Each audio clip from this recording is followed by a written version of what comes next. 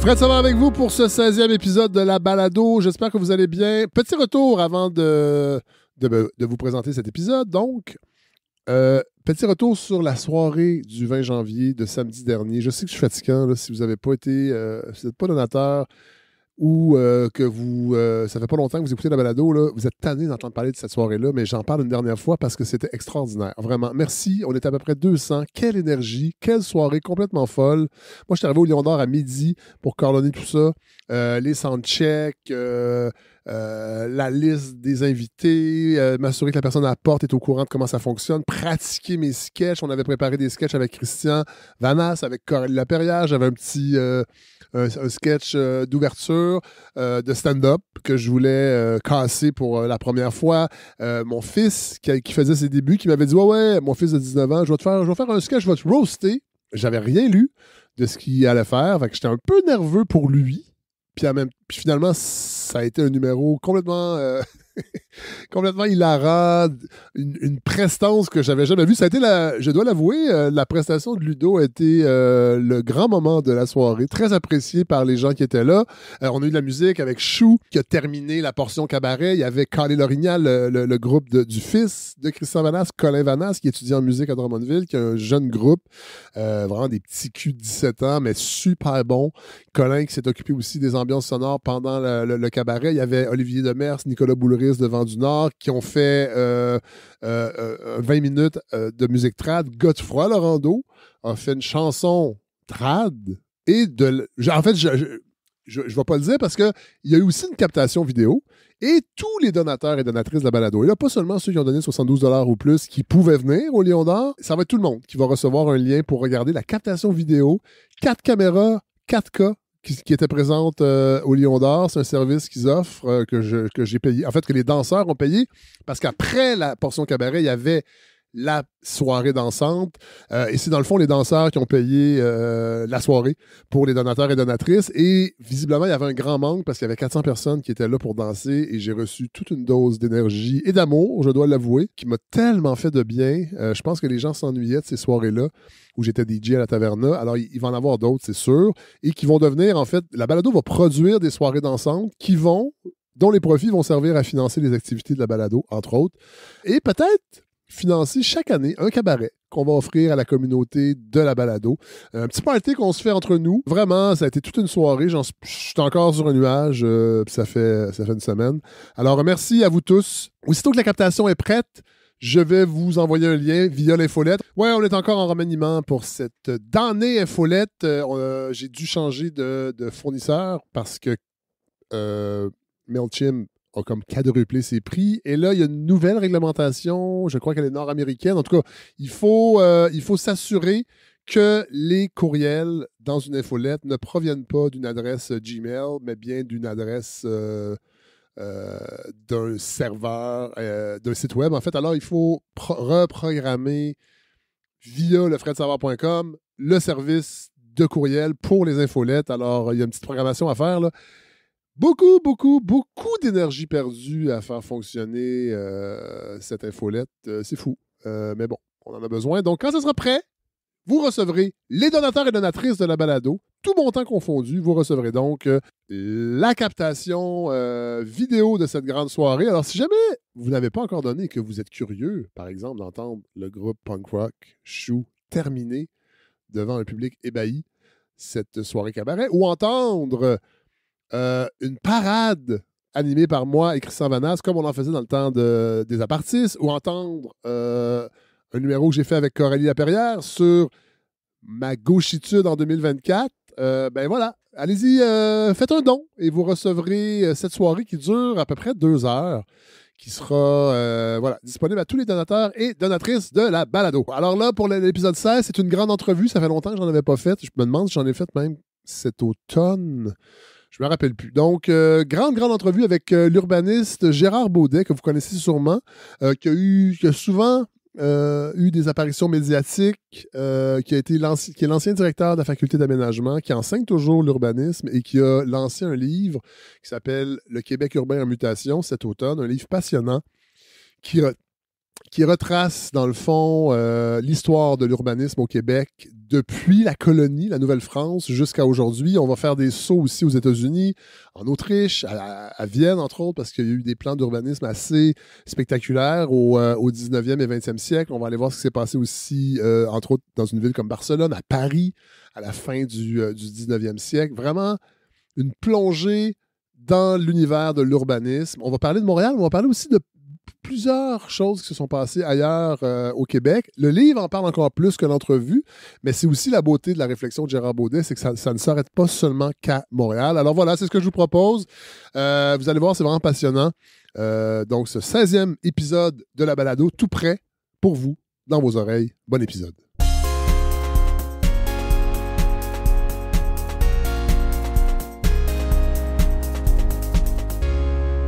C'est avec beaucoup de plaisir que je reçois Gérard Baudet. Bonjour. Bonjour.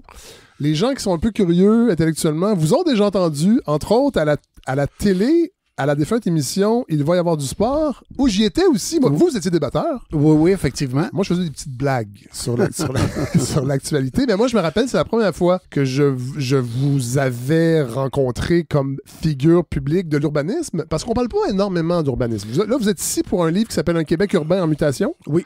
Vous êtes ancien directeur de l'Institut d'urbanisme de l'Université de Montréal jusqu'en 2009. Est-ce que vous êtes encore professeur? Je suis encore professeur à plein temps. On commence à réfléchir à la retraite, mais pour l'instant, je suis encore à plein temps. Vous avez les deux mains dedans. Et vous avez publié en 2000 Le pays réel sacrifié, la mise en tutelle de l'urbanisme au Québec. Oui, qui est une espèce de dénonciation de la manière dont cette question était traitée par les élus, de manière un peu cavalière et souvent légère. Est-ce que ça a changé? Non. Parce que quand on lit votre livre, comment vous pourriez le décrire, votre livre? En fait, c'était d'une part de faire l'historique de l'urbanisation au Québec de Champlain aujourd'hui, qu'on comprenne comment tout ça s'est construit, dans quelles conditions, dans quelles circonstances, et ensuite d'identifier un certain nombre d'enjeux de premier plan auxquels on est confronté et qui obligent à un changement de paradigme. On est obligé de repenser notre manière et notre rapport au territoire. Donc, les premières villes apparaissent il y a 8000 ans? Oui. Mohenjo-Daro, est-ce qu'on dit ça? Mohenjo-Daro, oui, voilà. qui est un des cas de référence parce que les vestiges sont assez imposants. C'est dans l'actuel Pakistan, je crois? Oui. Là, on parle d'une des premières organisations de ce qu'on va appeler une ville. Oui. En fait, c'est plus qu'un gros village. C'est quelque chose de plus costaud, de plus solide en règle générale. Et où, assez étonnamment, on commence à avoir des infrastructures, notamment pour gérer... On parle de 35 000 habitants. C'est important quand on sait ce que c'est que de gérer une population sédentaire de cette envergure-là, ne serait-ce que pour l'alimentation, ne serait-ce que pour le fait de se débarrasser des déchets produits par une collectivité de 36 000 personnes, c'est pas rien. Et dans des climats très difficiles par ailleurs. Voilà. Cela dit, on va en parler un peu plus tard, l'urbanisme en tant que tel, cette science, est-ce qu'on appelle une science? Bon, on appelle ça une science et un art. On joue sur les deux registres. Et ça, c'est les urbanistes qui disent ça. Science et art. Oui. Discipline. Ça apparaît au 19e siècle? Oui, on commence à avoir une préoccupation explicite pour la question de la ville et des problèmes urbains vers 1850. L'osmanisation de Paris, l'agrandissement de Barcelone, la lutte à l'insalubrité urbaine qui était épouvantable à l'époque. Et c'est là qu'on commence à penser la ville comme un objet spécifique. C'est pas juste une accumulation de bâtiments, c'est pas juste un certain nombre d'espaces publics, de jardins, c'est quelque chose de beaucoup plus complexe. Et donc, on commence à réfléchir l'objet dans sa spécificité et ça appelle à la fois un discours et à la fois des pratiques qui sont adaptées à cet objet-là. Parce que ce qui est clair dans la partie de l'histoire du Québec, à partir de Champlain jusqu'aux les années 60 peut-être, c'est un laisser-faire. Oui. Sur le plan de l'organisation des villes au Québec. Ben, dès le départ, il y a une grosse différence, par exemple, si on compare avec ce qui se passe en Amérique centrale et en Amérique du Sud. L'Espagne a un projet urbain. L'Espagne va élaborer un cadre de référence pour construire la ville, pour aménager la ville. On spécifie l'organisation générale du réseau de voirie, la taille des îlots, l'emplacement de la cathédrale, l'emplacement du palais. Tout est prévu, tout est organisé et on le voit encore aujourd'hui dans beaucoup de villes, en Amérique centrale, au Mexique notamment. C'est très, très net. La Nouvelle-Angleterre n'a pas de projet urbain spécifique. spécifiquement. Ça va se construire un petit peu à l'improviste. Et vous dites la Nouvelle-Angleterre, la Nouvelle-France et la Nouvelle-Angleterre? Et la Nouvelle-Angleterre. Donc, et les Anglais et les Français, dans leur projet de colonisation, n'ont pas vraiment cette idée d'établir des populations et de l'organiser. Donc, dans le cas des colonies de l'Angleterre, c'est, comment je pourrais dire, c'est un peu improvisé, là. On ne sait pas trop comment on va aborder ça. On est très laxiste sur l'immigration. On accepte que tout le monde vienne s'installer ici. Oui. Et donc, chaque sous-groupe peut avoir une façon d'entrevoir. Jusqu'à tard, jusqu'au début du 20e siècle. Jusqu'à tard. Et ce qui va caractériser beaucoup la Nouvelle-Angleterre, c'est tout le discours anti-urbain. Oui. C'est-à-dire que les pères fondateurs des États-Unis considèrent qu'un des grands problème de l'Europe, c'est l'urbanisation. Que la ville est ce qui explique la déchéance européenne. La promiscuité. Et donc, on va prendre ces distances. Ce qui fait que, par exemple, là, si on va aux États-Unis, à part de 2-3 grandes capitales comme Boston, les capitales des États sont toujours dans des très petites villes. C'est très rare que les capitales sont dans les grandes métropoles économiques. C'est dans des petites villes. Atlanta. En fait, c'est Atlanta et Boston qui sont les deux seules exceptions. Et donc, les grandes villes, New York, Los Angeles, ne sont pas nécessairement des capitales? Non. Non. Il y a un rapport assez ambigu à la ville aux États-Unis. Et d'ailleurs, certains, comme Frank Lloyd Wright, le grand architecte, avaient un discours très, très dur sur la ville. Là, pour lui, l'urbanité, c'est un emmerde. Et il avait constaté que les moyens dont on disposait à partir des années 30 permettaient d'être en rupture complète avec cette forme d'urbanisation caractéristique de l'Europe. Dans le cas de la Nouvelle-France, c'est tout simplement parce qu'au départ, c'est une colonie de commerce, essentiellement d'exploitation. D'ailleurs, la France va longtemps hésiter à envoyer beaucoup de colons parce qu'on considère que les paysans sont la principale richesse de la France. Et donc, on veut pas les perdre, on veut pas dépeupler la France, ce qui fait qu'on va finir par créer des villes et des villages parce qu'on réalise bien que pour tenir la place, notamment face aux Autochtones, en particulier les Iroquois, mais aussi face aux Anglais de la Nouvelle-Angleterre, il va falloir demander qu'on s'accroche un peu plus. Mais c'est vraiment improvisé. D'ailleurs, vous rappelez dans la première partie de votre livre que Champlain, même l'emplacement de Québec, c'était pas son premier choix du tout. Non. D'ailleurs, dans ses écrits, il aurait préféré Montréal ou Trois-Rivières. En tout respect pour les gens de Québec. Oui, c'est très, très net. À Trois-Rivières, il identifie les îles à l'embouchure du Saint-Maurice en disant... Parce qu'à l'époque, à la Renaissance, les villes ne sont pas des villes de promontoire. Les villes sont sur des terrains plats, entourés d'eau de préférence. Donc, on comprend que Québec, c'est pas si jazzy que ça pour Champlain. Montréal, c'est évidemment parce que Champlain, étant géographe, il comprend la position très stratégique de Montréal à la confluence de l'Outaouais et du Saint-Laurent. On est un peu en amont de la confluence du Richelieu. Donc, on est inscrit dans une géographie de grande échelle du nord-est américain et il comprend très bien, mais il n'y a pas les moyens de ses ambitions parce qu'il n'y a pas de ressources. La royauté n'a pas un projet d'établissement permanent. Ils sont même en retard par rapport aux autres grandes puissances et c'est pour ça que la Nouvelle-France est au nord de l'Amérique parce que c'est ce qui restait. Les bons spots aussi. C'est ça. On avait occupé le reste. Et évidemment, la position était fortement revendiquée par les Iroquois, qui ne pouvaient pas l'occuper, mais qui voulaient surtout se donner les moyens d'en interdire l'occupation. Et c'est pas pour rien qu'on a eu tant de problèmes. Il y a eu le massacre de la Chêne, mais il y en a eu beaucoup d'autres à répétition, parce qu'ils ne voulaient pas que les Français s'installent. Ils voulaient garder le contrôle de la vallée du Saint-Laurent. Et donc, l'œuvre de Champlain est une œuvre qui est contrainte par des facteurs externes. Et lui-même n'avait pas de projet de ville au début. Le projet de ville va venir quelques années plus tard, ne sera pas réalisé, mais il va avoir, lui, compris qu'il va falloir qu'on s'installe de manière un petit peu plus ancrée. D'ailleurs, parlant de Champlain, je reprends ma feuille que j'ai jetée. Il y avait un projet, Ludovica. Oui. C'est quoi ça? En fait, c'est une ville neuve, comme ils s'en construisaient à l'époque. Un peu sur Donc, c'est une idée de Champlain qu'il propose à Louis XIII en 1616. Oui. Et donc, il dit, dans la vallée de la rivière Saint-Charles, parce que c'est un projet de la Renaissance, donc la ville est en terrain plat, entourée d'eau, qui participe à la défense du site urbain.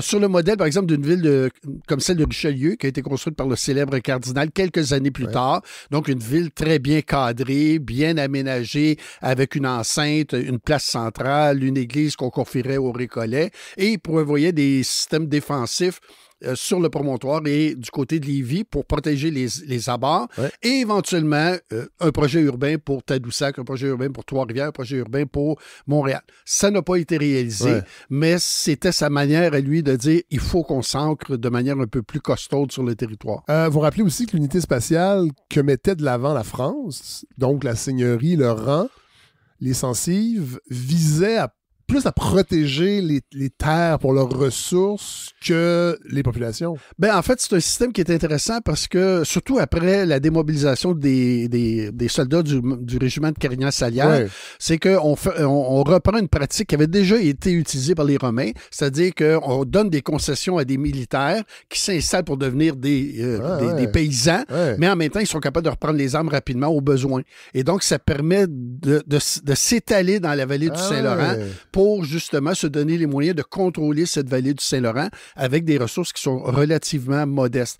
Mais ça déplaît aux autorités parce qu'on perd le contrôle. Assez rapidement, on va réaliser qu'il y a bien des gens qui aiment bien mieux partir dans le bois que d'occuper leur terre. Et donc, Louis XIV dit, ben, on va organiser le territoire comme en France. Où en France, un paysan n'habite pas sur sa terre, il habite au village et il va cultiver sa terre. Et c'est là qu'on développe... Qui appartient au Seigneur, souvent. Qui appartient au Seigneur. Et c'est là qu'on développe le projet de Charlesbourg, où la configuration des terres en pointe d'étape fait que tout le monde peut s'installer sur sa terre, mais en même temps s'installe dans le village.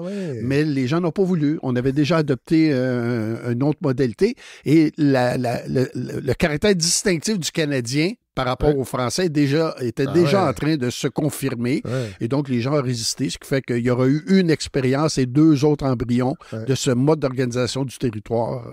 Et aujourd'hui, à Charlesbourg? Au centre, on a l'église, on a le presbytère, on a une école, qui est un couvent qui est transformé en bibliothèque. On a une première ceinture de maison, on a une deuxième ceinture de maison. Et quand on regarde, même avec une photo aérienne, le patron de la banlieue, les anciennes lignes de terre, on est capable de les repérer assez facilement.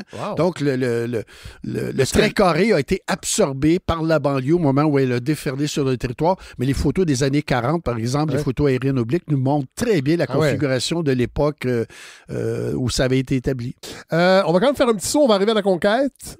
Qu'est-ce qui arrive? En 1763, les Britanniques prennent le contrôle de la colonie. J'imagine qu'ils ont une autre approche. Oui, en fait, la première chose, ils sont confrontés à une situation qui est très particulière, c'est-à-dire que même si nous ne sommes pas très nombreux, nous sommes déjà trop nombreux pour qu'on nous réserve le sort des Acadiens. Donc, on ne peut pas penser nous disperser pour être capable de récupérer. Donc, on est obligé de nous accommoder. On est obligé de nous... des accommodements raisonnables. Des accommodements raisonnables. Puis, éventuellement, on va nous accorder évidemment le privilège de garder la loi et tout ça. Il faut se rappeler qu'il s'est passé la même chose en Écosse. Quand les Écossais ont abdiqué politiquement, ils ont gardé leur système juridique, leur religion et leur langue. Et donc, c'est pas totalement inédit.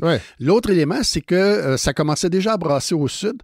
Et donc, les Britanniques se disaient, si on fait pas attention, si on garde pas le groupe canadien-français un peu comme... Si on garde pas une certaine cohésion. Une certaine cohésion, ces gens-là pourraient être tentés d'avaliser la position des voisins du Sud, puis on le sait, c'est 15 ans plus tard, puis ça a éclaté aux États-Unis. Donc, ils étaient dans une position où ils devaient être tolérants. Ça dérangeait beaucoup, évidemment, les colons britanniques qui s'installaient ici, parce qu'ils étaient déjà dans un système d'économie de marché, et donc d'être obligés de composer avec un système seigneurial archaïque, caractéristique de la France en plus. Tout à fait. C'était pas particulièrement réjouissant pour eux. Vous écrivez un extrait du rapport Durham, des passages qu'on a moins retenus que ceux sur la langue et sur la culture, mais Lord Durham qui constate un peu la désorganisation des villes, alors qu'en Angleterre, quand même, ils ont des siècles d'avance par rapport à ça. Oui. En fait, la ville en Angleterre a une existence politique de très longue date. Nous n'avons pas d'existence politique encore aujourd'hui. Nous sommes des créatures des natures du gouvernement provincial. Et donc, c'est un premier élément. Puis deuxièmement, à cause de l'antériorité de la révolution industrielle, en Angleterre, on a déjà commencé à connaître de sérieux problèmes de transformation des villes par la pré-industrialisation. Et donc, les villes ont été obligées de s'occuper de toutes sortes de problèmes émergents, inédits, ce qui n'était pas le cas ici. Et donc, on était vraiment une société d'ancien régime où les autorités contrôlaient tout, mais il n'y avait pas de délégation de subsidiarité où les gens auraient pu entre eux-mêmes s'organiser de certains aspects. Et lui, il trouvait ça absolument aberrant. Mais vous rappelez, c'est intéressant parce que l'absence d'institutions municipales ne faisait pas en sorte que les élites des villes n'étaient pas au courant de ce qui se passait ailleurs. Oui, assez rapidement. C'est-à-dire que parce qu'on a des liens privilégiés avec la Nouvelle-Angleterre de très longue date et que l'industrialisation de la Nouvelle-Angleterre, c'est toute fin 18e siècle. Donc, le lien, la rupture avec la Grande-Bretagne ne durera pas très longtemps et donc, on va se mettre en mode d'industrialisation assez rapidement. Donc, comme on a des liens privilégiés, évidemment, on sait ce qui se passe et nos élites, y compris chez les francophones, sont aussi assez avisés de ce qui se passe en Europe comme type d'intervention. On pense par exemple à la destruction des fortifications autour des villes. Ça commence toute fin 18e siècle. Ben, Montréal entreprend la sienne. Pourquoi on fait ça à l'époque? Parce que les fortifications urbaines sont devenues totalement inutiles. À partir du 17e siècle... On ne voit pas du tout de cachet. Il n'y a pas cette réflexion-là. Non, à l'époque, c'est considéré comme une nuisance. D'abord, très souvent, elles sont mal entretenues parce qu'on a reporté les systèmes défensifs sur les frontières des États-nations en émergence. Donc, on n'a pas besoin de défendre le territoire par ville interposée. Donc, c'est pas entretenu. Ça sert de carrière. C'est délabré. Ce sont des emprises qui sont importantes, surtout quand on a réorganisé les fortifications à la Vauban. C'est des systèmes défensifs qui se déploient à l'horizontale. On le voit à Québec, par exemple, sur des superficies considérables. Donc, les villes coincées en intérieur de leur mur ont le goût de récupérer ces emprises-là. Ça contribue aussi à l'insalubrité parce que ce sont des murs, ça réduit l'ensoleillement, ça complique la ventilation naturelle. Donc, il y a plusieurs facteurs qui font qu'à un moment donné, on se dit, on va récupérer tout ça. Ça avait déjà commencé à l'époque de Louis XIV parce qu'une des enceintes de Paris, qui était devenue inutile, va être transformée en boulevard, les premiers boulevards. Et le mot boulevard, c'est un dérivé de Boulevard, qui est le nom de la promenade en allemand qu'on retrouve sur le sommet des fortifications. Et donc, la promenade, à partir du moment où la fortification est démolie, on la rabat au sol, ça devient un boulevard. Liaison Montréal-Québec par bateau à vapeur en 1809, 6 ans seulement après la première navigation sur la Seine. Oui, d'autant que la navigation sur le Saint-Laurent est difficile. Oui, encore aujourd'hui. C'est pas juste de remonter, c'est que le fleuve comporte plusieurs obstacles, le lac Saint-Pierre par exemple, mais dans la région de Deschambault, il y a aussi des affleurements qui sont très dangereux et il y a les rapides. Quand on arrive à Montréal, à la hauteur du pont Jacques-Cartier, des fois on est obligé d'attendre quelques jours avant de pouvoir remonter jusqu'au port. Donc le navire à vapeur devient un atout pour consolider la position de Montréal. Bon, arrive l'industrialisation. Évidemment, ça va avoir des impacts énormes sur l'organisation des villes. Vous donnez une date importante, 1793, Pawtucket. Création d'un modèle qui va se multiplier en Amérique, le complexe de Slater Mill. Oui. Ça veut dire quoi, ça? C'est la manufacture. La manufacture, c'est au départ essentiellement le rassemblement dans un seul immeuble de plusieurs personnes qui font exactement la même chose. Ça, on oublie, mais il y a une nouveauté. Oui, tout à fait. Ouais. Tout à fait parce que... Souvent, il y a un moulin pas loin. Il y a un potentiel hydraulique. Il faut qu'on actionne la machinerie. C'est dû au perfectionnement notamment du tissage. C'est-à-dire qu'on n'est plus avec des machines à tisser à la main où l'humain est responsable d'à peu près tout. Là. On a des dispositifs, ne serait-ce que la navette qui permet d'avoir des tissus de beaucoup plus grande largeur. Donc, tout ça est arrivé. Et là, il y a des gens, des capitalistes, qui ont les moyens de construire un bâtiment de grande dimension, d'y installer plusieurs types de machines à tisser, etc., et d'engager des anciens artisans qui vont venir travailler pour lui. Et donc, on retire des mains des artisans les moyens de production et on les concentre dans des immeubles. Puis éventuellement, les innovations technologiques, notamment pour le captage de l'énergie hydraulique, vont s'améliorer. Éventuellement, la machine à vapeur va faire qu'on ne sera plus obligé d'être sur un rapide dans un cours d'eau. On va être à peu près n'importe où. L'électricité va jouer un rôle similaire. Et donc, Pawtucket, c'est le premier moment où l'artisanat est déqualifié par la manufacture. Et ça va avoir des impacts sur l'organisation des villes parce que là, ça amène une population. Ça va vraiment ça va en fait révolutionner. Oui, parce qu'au départ, les premières manufactures, la révolution industrielle en Grande-Bretagne, elle débute à la campagne. Parce que c'est là qu'on trouve les ressources hydrauliques, en règle générale. C'est là où on trouve beaucoup des matières premières, par exemple, dans le domaine du tissage. Et c'est là où on trouve la première main-d'œuvre qui est libérée par la transformation de l'agriculture. La mécanisation et l'amélioration des pratiques agricoles libèrent une partie de la main-d'œuvre rurale. Et donc, ça devient la main-d'œuvre des premières installations manufacturières. Mais assez rapidement, quand on est capable de se désolariser des points d'accès à la ressource hydraulique avec la vapeur, les industriels comprennent qu'ils ont intérêt à être en ville parce que là, ils vont pouvoir avoir accès à un bassin de main-d'œuvre beaucoup plus considérable, mais en plus, ils ne seront plus obligés de construire des logements pour leurs ouvriers. Alors qu'à la campagne, quand ils sont au milieu de nulle part, ils n'ont pas le choix, ils sont obligés de construire un dispositif pour supporter la main-d'œuvre. Là, ils se libèrent de tout ça et ce sont d'autres personnes qui vont prendre le relais et c'est tout le phénomène de la concurrence de la main-d'œuvre qui permet de jouer sur les salaires. Mais là, ça va mettre une pression sur l'organisation des villes. Et comme il n'y a pas vraiment d'organisation des villes, c'est vraiment le free-for-all. Ah, c'est le free-for-all. C'est-à-dire que les industriels s'installent où ils veulent. Les producteurs de logements produisent du logement où ils le veulent, aux conditions qu'ils veulent. Et ce qui fait que très rapidement, on est en pénurie de logements, on est en taudification, en suroccupation des logements. C'est assez terrible. Et il y a des formules qui, à un moment donné, s'imposent en Grande-Bretagne. C'est ce qu'on appelle le back-to-back. C'est-à-dire que ce sont des unités de logement qui sont adossées l'une à l'autre et qui sont en mitoyenneté. Ce qui fait que les logements ont juste une façade pour s'éclairer et se ventiler naturellement. Ça permet des densités d'occupation invraisemblables parce que c'est sur 2 et parfois 3 étages. Et le peu de terrain qui reste n'est pas végétalisé, évidemment. C'est là qu'on retrouve l'entreposage du charbon, c'est là qu'on retrouve les latrines et tout ça. Et à peu près toutes les villes anglaises qui se sont industrialisées au 19e siècle connaissaient ces formules qui ont parfois duré jusqu'après la Première Guerre mondiale. Mais malgré tout, Montréal va les dépasser en insalubrité. Oui. En mortalité infantile? Mortalité, bien, insalubrité en général, parce que c'est une des causes. Oui. Mais en mortalité infantile, nous nous situons dans le peloton de queue avec Calcutta et Alexandrie. C'est épouvantable. Des conditions de vie déplorables. Moi, ça a été frappant en lisant votre livre. On a complètement oublié ça. Oui, puis on ne sait pas non plus que même quand ça s'améliorait, on traînait toujours de la patte parce que quand on compare avec Toronto, les écarts restent les mêmes. Donc, on améliore les choses. Il y a toutes sortes de facteurs. La malnutrition a joué pour beaucoup. La construction de logements dans des environnements insalubres, la mauvaise construction des logements, la suroccupation des logements, la pollution industrielle. On vit à l'ombre des cheminées d'usines. Donc, et il y aura éventuellement aussi la position de l'Église.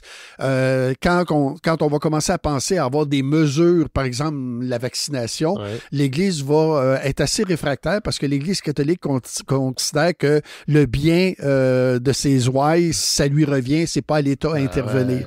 Et donc, ça va faire que par rapport aux protestants, on le voit notamment, je cite un tableau où on compare avec notamment les protestants et les juifs, c'est un abîme de différence entre les Canadiens français et ces autres groupes-là, qui sont pas nécessairement tous très riches. Là. On s'entend que les Irlandais n'étaient pas nécessairement dans le haut de la liste là, des groupes les plus riches. Les Juifs non plus. C'était des artisans, c'était des petits métiers. Là. Beaucoup de cette immigration-là. Mais on s'en tirait pas mal mieux. Par contre, les conditions d'hygiène, surtout avec les grandes épidémies, faisaient qu'il y avait tellement de gens qui devaient être enterrés massivement dans des conditions assez expéditives que maintenant on s'est posé la question, est-ce que ces gens-là ne pourraient pas, est-ce que les morts ne pourraient pas être encore capables de retransmettre leur maladie? Il y a un point tel que, par exemple, dans le square Victoria, on avait commencé à relocaliser les dépôts, il y a un moment donné, après avoir fermé le cimetière, puis à un moment donné, on a dit non, on laisse là au cas où, parce qu'on ne sait pas encore si ces gens-là peuvent transmettre la maladie. Et donc, quand on a fait des fouilles archéologiques il y a quelques années, on a encore découvert beaucoup de dépouilles dans le square Victoria. Cela dit, fin du 19e siècle, il va quand même avoir une commission d'enquête sur les relations entre travail et capital en 1886. Et là, il y a un personnage, Herbert Brown Ames. Parlez-nous de lui un peu. En fait, c'est un anglo-montréalais protestant qui fait partie de ce groupe sélect de philanthropes. De gens qui considèrent que c'est pas acceptable de traiter les gens comme ça. Et donc, il fait partie de ces gens qui essaient de transformer la société, notamment en transformant l'habitat. Et lui, la solution qu'il proposait, c'est de la philanthropie à 5 %. C'est de dire aux gens qui sont très riches, prenez une partie de vos avoirs, de votre capital et investissez avec un retour sur investissement modeste de 5 %, mais ça pourrait changer la donne. Sa proposition ne sera pas suivie, mais lui-même va construire un ensemble résidentiel dans lequel il va même insérer une épicerie pour... À Griffintown? Dans Griffintown, qui est disparu dans les années 60, malheureusement. Mais pour il n'y a pas d'épicerie aujourd'hui dans Griffintown. Non. En effet, on l'a perdu à ce moment-là. Et donc, pour montrer qu'on pouvait effectivement trouver des solutions, bon, évidemment, il y a toujours un peu de paternalisme là-dedans, mais c'était quand même des gens de bonne foi. Là. On ne s'attaquait pas aux vices les plus importants du système, mais on se disait, c'est pas acceptable. Il faut qu'on trouve une solution. Parce que l'État est complètement absent. Ben, c'est le libéralisme. C'est la philosophie du libéralisme. On n'intervient pas sur le marché. Les gens sont responsables de leur devenir. Donc, s'ils ont réussi, c'est grâce à leurs dons. On dirait la CAQ aujourd'hui. Presque. Je vous demande pas de commenter ça, mais des fois... Il y a quelques affinités. Mais là, je veux qu'on rentre dans des grands... Parce que j'ai l'impression que la fin du 19e, c'est vraiment important pour le développement de l'urbanisme. Entre autres, on va au Québec s'inspirer de ce qui se fait, on en a parlé un peu tantôt, à Paris, avec les grandes transformations du baron Haussmann, l'agrandissement de Barcelone, selon les plans il défend... Il défend Cerda. Est-ce qu'on peut dire que lui, c'est un des pères de l'urbanisme? En fait, la paternité lui est attribuée lors des grands travaux qui ont été réalisés à Barcelone dans les années 80-90. Lui avait écrit... Il avait écrit beaucoup. En fait, il avait d'abord démontré la dangerosité de maintenir le système défensif qui coinçait les gens dans la ville. C'était une des villes les plus insalubres d'Europe au premier moitié du 19e siècle. À cause des fortifications. Donc, il a fait une démonstration. Il a utilisé, par exemple, des données statistiques et la cartographie pour, en fait, géolocaliser avant la lettre les problèmes pour bien montrer, effectivement, qu'on pouvait associer des problèmes à certaines particularités, à certains... On est à la fin du 19e siècle. Fin du 19e siècle. C'est un ingénieur. Les ingénieurs sont vraiment des personnages incontournables de la deuxième moitié du 19e siècle. Mais en fait, comme il écrivait en espagnol, il a été relativement peu lu.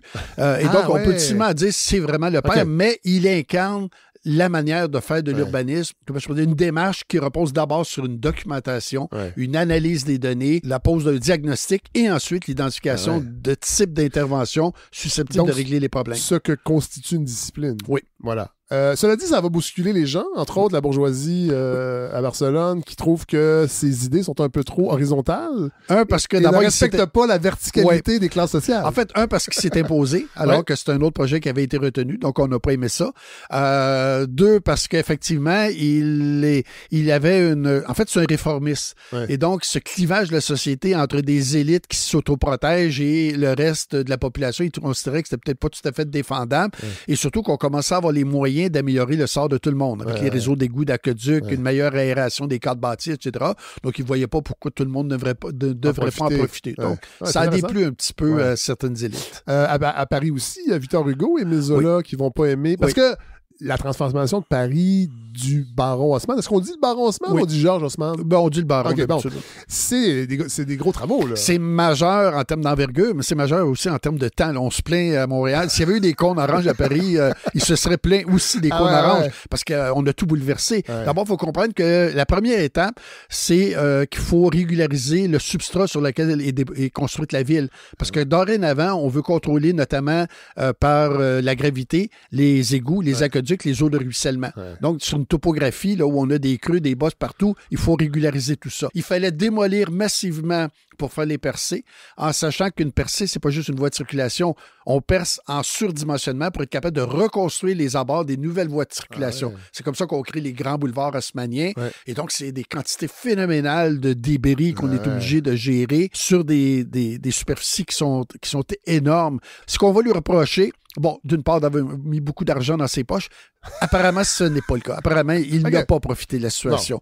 Deuxièmement... Si c'est un vrai baron, il y avait pas nécessairement... En fait, c'est un titre qui est plus honorifique qu'autre chose. En fait, ce qu'on pourrait dire, c'est un grand commis de l'État qui... c'est quelqu'un... D'abord, il est de religion protestante. Il faut se rappeler ça. Et qui était obnubilé par deux choses, l'éducation et la mobilité. Lui, il considérait qu'il fallait que les gens soient éduqués et il fallait qu'il y ait des moyens de transport efficaces, aussi bien en région, où il a commencé sa carrière, qu'à Paris, où il l'a fini. Et donc, tout ça alimentait sa réflexion. Mais il faut aussi rappeler que le projet d'osmanisation de Paris, c'est Napoléon qui l'a élaboré, c'est pas Haussmann. Haussmann est l'exécutant. C'est ça que je dis que c'est un grand commis de l'État auquel l'État a donné des moyens absolument extraordinaires qu'à peu près personne d'autre n'a eu, sauf peut-être à Vienne. Et donc, il a livré la marchandise de ce point de vue-là. Donc, en fait, Hugo, c'est ce que vous dites dans votre livre, Hugo et Zola dénonçaient la destruction de l'héritage médiéval de Paris. D'une part, et la trop grande uniformité des cadres bâtis, donc les célèbres boulevards et avenues de Paris. Dans le cas de Victor Hugo, c'est assez fascinant parce que quand il écrit Notre-Dame de Paris, le Paris du Moyen-Âge est à peu près déjà en bonne partie détruit. Haussmann va finir le travail, mais c'est déjà en bonne partie détruit. Donc, le Paris auquel fait référence Hugo, c'est un Paris imaginaire. C'est un Paris qui est beaucoup plus dans son livre que sur le terrain. Mais il y a quand même des morceaux qui subsistaient et qui ont été démolis. Et donc, ça rendait les choses désagréables. Zola était très critique sur la trop grande homogénéité, mais il va changer son fusil d'épaule. Mais il va quand même prendre acte des conséquences de l'osmanisation, notamment son roman sur la consommation et les grands magasins, la curie également, au bonheur des dames, la curie également. On a effleuré ce qui se passait à Vienne avec la construction du Ringstrasse. Oui. Encore là, on sert des anciennes fortifications pour moderniser la ville. Oui. En fait, c'est un système défensif, donc élaboré par Vauban notamment, et dans le cas de Vienne et de plusieurs autres villes, la superficie affectée aux défenses est supérieure à la superficie de la ville qui est enserrée par les défenses. Donc, on comprend l'importance de l'enjeu et on comprend que dans un contexte d'émulation nationale où les nations veulent s'imposer les unes aux autres, de décongestionner une capitale et d'en faire quelque chose de plus moderne, de plus tape à l'œil, grandiose. On ne laisse pas passer l'occasion. Et donc, on a fait justement ce boulevard périphérique sur lequel, en plus, on est venu construire tous les grands équipements publics, l'opéra, hôtel de ville et des quartiers bourgeois également. Aux États-Unis, qu'est-ce qui se passe au même moment? Vous parlez du mouvement Parks and Parkway System? Oui. C'est toujours un peu dans cette idée que le rapport à la ville est d'une autre nature aux États-Unis. Et donc, des gens comme Olmsted, notamment, vont réaliser que la ville industrielle est une ville qui souffre de la déficience en espace vert. Il n'y a pas d'espace vert, il n'y a pas d'espace où se ressourcer, il n'y a pas d'espace où respirer. Et donc, on veut équiper la ville. On connaît son célèbre Central Park, on sait qu'il a travaillé ici. Oui. Mais Olmsted va aussi se dire, est-ce qu'on pourrait pas être plus prévoyant plutôt que d'aménager à la dernière minute des espaces verts? Est-ce qu'on ne pourrait pas réserver ce que la campagne a de mieux à nous offrir pour que quand l'urbanisation va se déployer, la chose soit déjà en place? Et donc, ça va donner notamment le célèbre réseau des parcs de Boston et ils vont en développer à beaucoup d'autres endroits et ça va venir être complété notamment par les réseaux de parkway. C'est-à-dire que là où on ne peut pas avoir une trame verte articulée à des éléments de la nature, on va créer des promenades comme on en a à Ottawa notamment. Donc, des promenades urbaines de qualité qui participent justement de cette mise en réseau des espaces. On arrive au 20e siècle, ça bouillonne, en fait, vous le dites, aux États-Unis, en San Francisco, à Chicago. Et là, il y a une grande conférence. En fait, en France, c'est le musée social. C'est quoi ça, le musée social? C'est un organisme qui est né justement à la faveur d'interventions de philanthropes, de réformistes et qui veut, en quelque sorte, exercer un leadership dans la société pour faire valoir les bonnes pratiques en matière d'hygiène, aussi bien en milieu urbain qu'en milieu rural. Faire valoir aussi la nécessité de revoir les modalités de production des cadres bâtis, donc ils vont être à l'origine des premiers grands chantiers d'habitation à bon marché, toute fin 19e, début 20e siècle. Donc la révolution industrielle est installée. Elle est bien installée, les conséquences sont bien là, les grandes épidémies urbaines ont fait leur travail. Fait que là, il faut gérer tout ça. Il faut gérer tout ça. L'État se fait encore tirer un peu l'oreille parce qu'on est toujours dans cette philosophie très libérale. Et donc, ces gens-là disent il faut que les choses changent et ils vont aussi travailler pour faire adopter des lois qui vont permettre justement de mieux cadrer les pratiques aménagistes, les pratiques d'urbanisme. Ils vont être à l'origine de la création de la première école d'urbanisme en France, 1906, au moment où le terme urbanisme apparaît en français. C'est la première fois qu'il apparaît. Alors que Cerda avait utilisé urbanisation dans les années 1860 et en espagnol, le terme désigne aussi bien le phénomène que l'intervention. Ah ouais! Alors qu'en français, c'est l'urbanisation et l'urbanisme. On a deux termes distincts. Voilà. En Allemagne, c'est la fondation du Bauhaus. Qui va être plus tardive. Là. Ça vient, vient un petit peu plus tard. Et ça, c'est un autre versant complet. Là. Ça, c'est la grande modernité, le mouvement fonctionnaliste, des gens qui considèrent que la ville traditionnelle a livré tout ce qu'elle avait à donner, elle n'est plus pertinente. Il faut passer à autre chose. Il faut passer à d'autres choses. Il faut raser, on recommence à zéro sur des nouveaux paramètres et notamment le principe ségrégatif. Les usages ne doivent pas être en cohabitation. Il faut séparer l'habitation du travail, du commerce, du loisir. Il y a des espaces dédiés strictement au déplacement. Et c'est aussi... C'est nouveau, ça.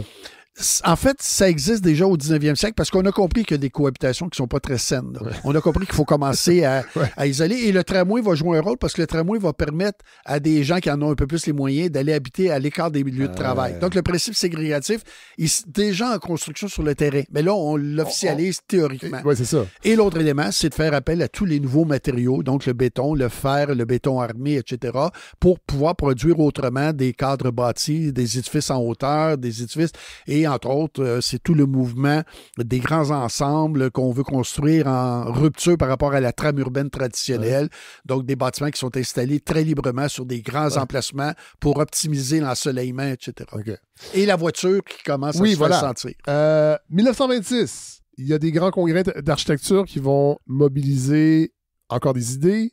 moi, je parle d'urbanisme. Jusqu'à quel point ces grandes conférences vont donner le ton des années à venir pour la réflexion, la construction et en fait la matérialisation de ces idées-là en urbanisme? Ben, c'est majeur. Les échanges sont considérables à l'époque. Les gens se rencontrent, les gens... c'est nouveau. Ah oui, ben, à ce rythme-là, Ouais, oui. Et ouais. c'est un des héritages du chemin de fer. Ouais. Le chemin de fer permet justement Accélère. de construire une communauté, que ce soit en urbanisme ou dans plein d'autres Oui, domaines. oui. Ça accélère, c'est beaucoup plus facile. Ouais. Les médias, les journaux, évidemment. Donc, on parle beaucoup de ces choses-là. Je dirais même les cartes postales. Ouais. La carte postale permet de connaître les choses avant même qu'on les ait vues. Ouais. Donc, il y a toute une série d'éléments qui transforment l'interface entre les différents groupes des sociétés. Ouais. Et donc, il y a des groupes qui émergent justement comme ça par discipline interposée et qui veulent échanger.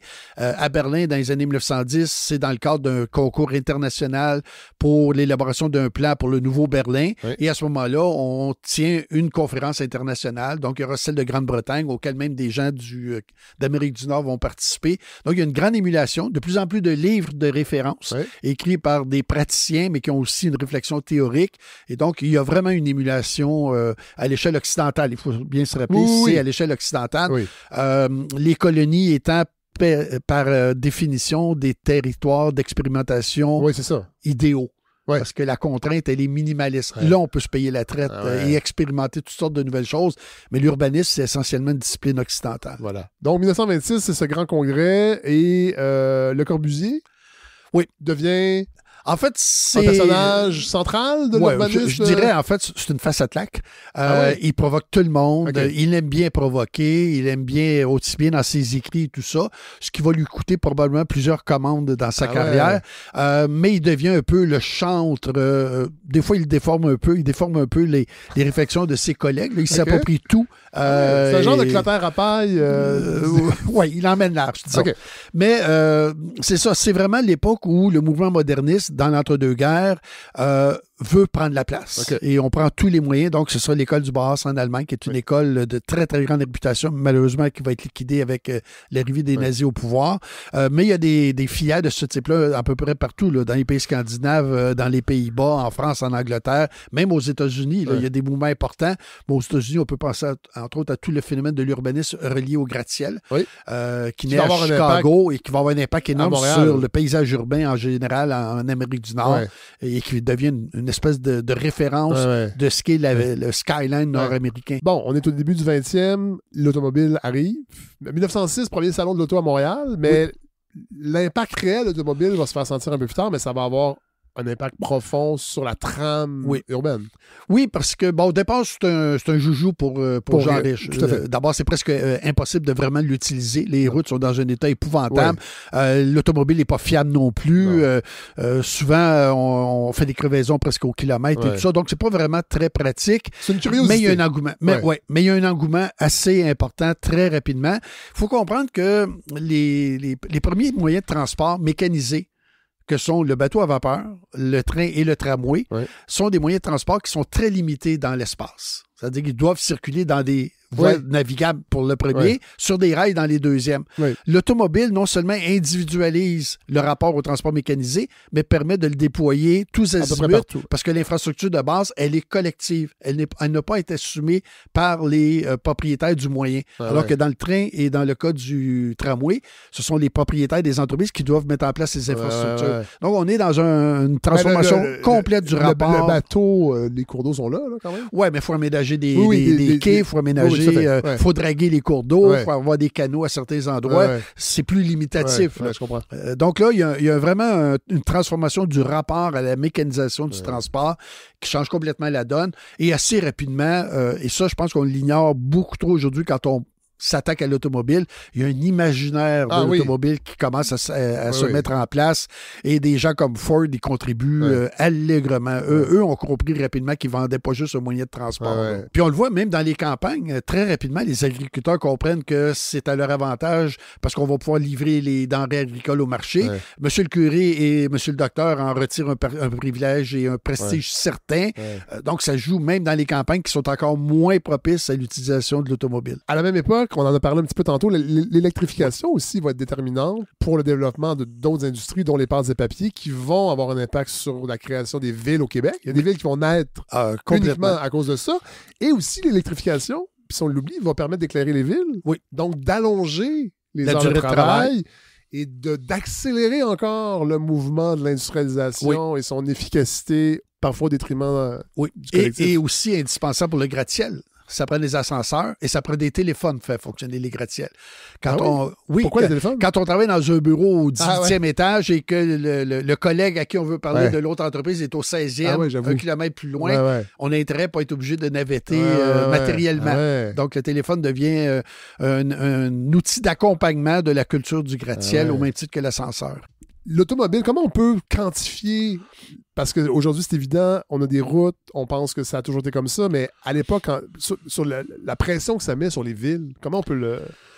Ben, ça met des pressions dans un double sens. D'abord, la ville existante est mal adaptée. Oui. Le réseau des rues, la largeur des rues, la configuration des intersections, l'absence de stationnement, ça contraint l'usage de l'automobile. Et donc, très, très tôt, il y a des gens qui vont commencer à se poser la question, comment on peut insérer l'automobile dans les villes? Oui. Donc, il y a des gens, entre autres, il y a un célèbre urbaniste français qui va passer une partie de sa carrière à travailler là-dessus. Ils vont inventer le carrefour giratoire, notamment, pour faciliter les déploiements dans les villes. Okay. Il y a un dénommé Giovannoni en Italie qui doit beaucoup réfléchir au rapport de l'auto avec les centres historiques parce qu'il est très au fait de ce qui se passe aux États-Unis dans les années 20 et il comprend que ça s'en vient en Europe également. Il y aura beaucoup de réflexions en Grande-Bretagne de ce point de vue-là aussi.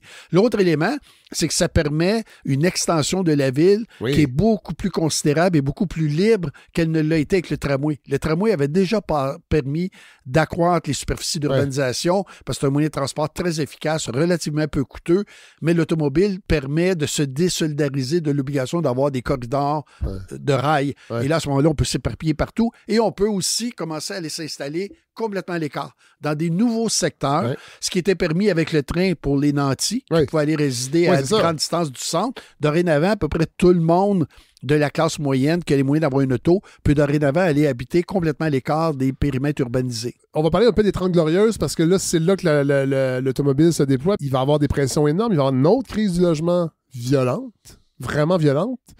Accroissement de la population et mise en chantier rachitique. C'est drôle, je lisais votre livre, on en a parlé tantôt aussi par rapport à l'arrivée de l'industrialisation, comment ça a mis une pression sur les villes. Je pensais à l'annonce de l'usine Northvolt à McMasterville, où il va y avoir une pression énorme. Oui, effectivement. Qui a visiblement, je suis pas sûr qu'elle a été planifiée. Non. Et je me disais, mon Dieu, il n'y a pas on n'apprend pas des erreurs du passé. On n'a rien appris parce que depuis 30 ans, il se crée plus d'emplois dans les grandes métropoles, et en particulier à Montréal, que dans les quartiers centraux, et que la dilatation de l'emploi est un des facteurs de l'étalement urbain. Si vous travaillez à Mirabel, vous pouvez très bien aller résider à Saint-Sauveur et même au-delà de Saint-Sauveur. C'est la même chose avec cette usine. Quand elle va être construite, on peut aller habiter en dehors du périmètre urbain de Montréal à 30-40 km plus loin.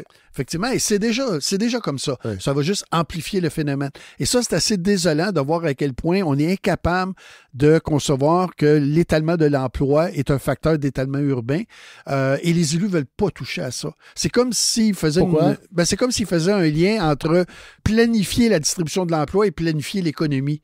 On ne demande pas de planifier l'économie. Là. On sait que c'est un leurre. On sait qu'il ne faut pas toucher à ça. Mais entre ne pas planifier l'économie et refuser de planifier ou du moins d'encadrer la distribution de l'emploi, il y a une marge et il me semble que de faire un amalgame entre les deux, c'est très coûteux. Mais là, on sort du livre. Là. Mettons que la ville de McMaster vous appelle pour les aider à prévoir comment on va installer une usine de 3-4 000 employés. C'est quoi les défis, à votre avis, d'une ville comme McMaster? Moi, je connais bien parce que ma mère habite à Belleuil. J'ai habité à Belleuil, c'est à côté. En fait, les défis, c'est qu'ils vont devoir gérer tous les inconvénients sans avoir les retombées les plus positives parce que ça va se passer ailleurs. Les gens n'habiteront pas nécessairement là. L'activité commerciale ne sera pas nécessairement localisée là. Donc, ils vont devenir le réceptacle d'un lieu de production d'économie, mais avec des retombées locales qui risquent d'être assez minimalistes, surtout s'il y a des conséquences environnementales. Ça va être encore pire. Et ce sont d'autres ailleurs qui vont en profiter. Mais ça va falloir quand même aménager la ville. Oui. Pour gérer le flot Sachant que le transport collectif est rachitique. Mais il s'agit, entre autres, de lire le petit ouvrage que vient de publier l'ancien maire de Gatineau, Penneau Jobin, pour comprendre que les villes n'ont pas les moyens de nos ambitions collectives de ce point de vue-là. Et au provincial, on veut rien, on lâche pas de l'Est du tout. Pas du tout. Parce que ces ressources-là qu'on donne aux villes, on le garde pour toutes sortes de choses. Notamment pour pérenniser la culture du quémandage. Oui. Nos élus à Québec aiment bien que les maires elles se mettent à quatre pattes devant eux pour le quêter de l'argent. Puis ces surplus-là qu'on donne pas aux villes, des fois, à quelques mois des élections, ça permet peuvent être très chèques. utiles. Voilà. Peuvent être très utiles. Mais là, on sort du livre. Je veux qu'on parle des cités-jardins. D'abord, il faut comprendre qu'à peu près dans les années 1830-1840, il y a, en particulier aux États-Unis, des nouveaux ensembles résidentiels qui sont construits en campagne. Oui. Parce que le train permet d'accéder à des petits morceaux de territoire plutôt sympathiques. Et donc, là, il y a des promoteurs qui achètent les terres agricoles. C'est souvent pittoresque, il y a des petits cours d'eau et tout ça. Et là, on fait des aménagements à caractère aristocratique. C'est assez grand pour que, quand on implante une maison, il ne soit pas possible de savoir qu'on a des voisins. Puis dans bien des cas, on interdit même les clôtures pour ne pas avoir d'indication que c'est fragmenté. Et donc, c'est le premier type d'évasion résidentielle, là, mais réservé essentiellement à une élite. Howard va découvrir ça. Howard va venir se balader aux États-Unis et il va découvrir ça notamment autour de Chicago. C'est qui ça? C'est le concepteur des cités-jardins. C'est un greffier. C'est même pas un urbaniste. Il n'a aucune formation. Il connaît également les expériences en Grande-Bretagne de villes de compagnie. Des villes dont j'ai parlé tantôt, où des entreprises décident de donner des meilleures qualités de vie et tout ça. Et là, il se dit, il y a là un potentiel d'avenir et ce qu'il faudrait, c'est rendre ça un peu plus consistant, quelque chose d'un peu plus cohérent, d'un peu plus rigoureux. Et son objectif, c'est de dire, la campagne a quelques vertus, beaucoup de défauts. La ville a beaucoup de défauts, peu de vertus. Est-ce qu'on ne pourrait pas justement avoir les deux? Construire la ville à la campagne. Et donc, là, ce qu'il va concevoir, au départ, c'est un réformiste. Ce qu'il conçoit, c'est un modèle d'urbanisation. C'est pas un plan d'une ville, c'est un modèle d'urbanisation. Sa cité-jardin, elle doit avoir une certaine autonomie, notamment du point de vue du commerce, du travail et de l'alimentation en denrées agricoles. Et donc, ça prend une taille minimale. Et donc, lui, ce qu'il dit, c'est qu'on va avoir un dispositif où j'ai une petite ville centrale, quelques villes satellites, avec tous les services voulus, beaucoup d'espaces verts qui englobent tout ça. Et quand je vais atteindre une certaine taille, on arrête ça et on en repart une autre ailleurs. Ces organisations-là, elles sont en périphérie des grandes agglomérations métropolitaines, dont on bloque le développement, donc on le reporte à distance. Et elles doivent avoir une autonomie, mais elles doivent aussi être libérées des pressions du marché, qui est catastrophique, notamment en matière de crise de logement. Donc, le sol n'appartient pas aux individus, le sol appartient à la collectivité. Ah oui, quand même, OK, ça c'est intéressant. Ça, c'est la première étape. La deuxième, il revient à la charge avec une deuxième publication, et là, il insiste davantage sur la dimension urbanistique, et là, il commence à travailler avec des urbanistes de grande réputation qui vont commencer à plancher sur la planification physico-spatiale de ces villes-là, et il va y avoir deux exemples qui vont être créés dans la grande région de Londres, une au tout début du 20e siècle, puis une autre un peu plus tard. Le concept suscite un engouement considérable très, très rapidement. Il y a des organisations, des sociétés de cités-jardins qui sont créées rapidement en Espagne, en France, en Allemagne, même au Japon, aux États-Unis. Et c'est vraiment un concept qui semble être porteur d'avenir pour sortir une fois pour toutes de cet héritage contaminé qu'est la grande ville industrielle. Et il va y avoir des manifestations, des projets comme ça au Québec. Les vrais cités-jardins au sens plein du terme, avec propriété collective du sol, avec autonomie en matière d'emploi et tout ça, il y en a très peu.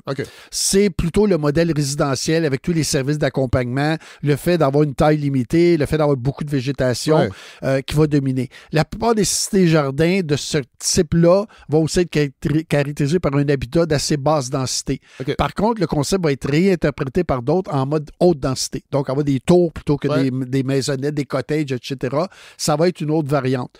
Une autre variante qui va émerger, ça va être la banlieue jardin.